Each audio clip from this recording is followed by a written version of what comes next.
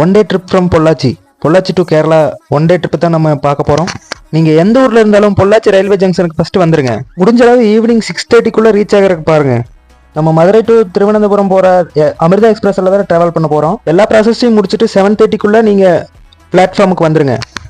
ஏன் உங்களுக்கு நான் ஸ்லீப்பிங் கோச் ரெஃபர் பண்ணேன்னா, நீங்கள் மார்னிங் 5:30 ஆயிரும். நீங்கள் திருவனந்தபுரம் ரீச் ஆகும்போது கரெக்டாக 5:30 to 6 o'clock ஆயிரும்.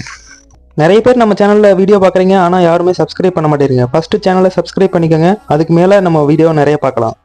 ஒன்ஸ் நீங்கள் திருவனந்தபுரம் ரீச் ஆகிட்டீங்க அப்படிங்கிற பட்சத்தில் நீங்கள் ஜங்ஷன் விட்டு வெளியில் வந்தீங்கனாலே பஸ் நிறைய இருக்கும். அதில் நீங்கள் ஆலிமலை போகிற பஸ்ஸை நீங்கள் ஏறினீங்கன்னா ரீச் ஆகிடலாம்.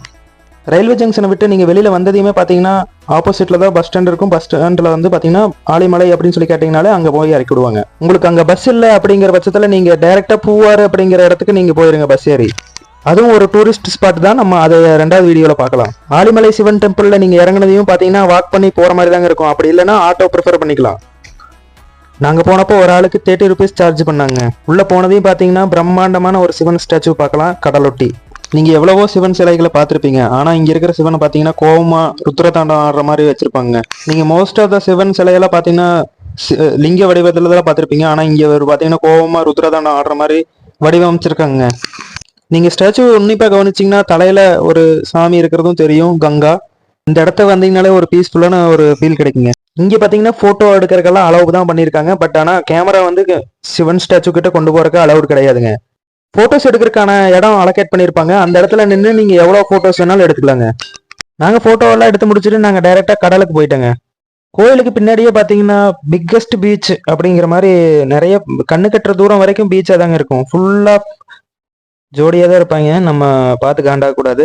நாங்கள் சின்ன குளியல் ஒன்று போட்டு அப்படியே ஒரு சின்ன வாக்கு ஒன்று போட்டு வந்தேங்க. ஃபுல்லாக இந்த ஒன் டே ட்ரிப்பில் இந்த ஒரு இடம் தான் நினச்சிக்காதீங்க. இதுலேருந்து நிறைய ஒரே இடத்துலேருந்து நிறைய இடம் பார்க்குற மாதிரி நிறைய இடம் இருக்குதுங்க.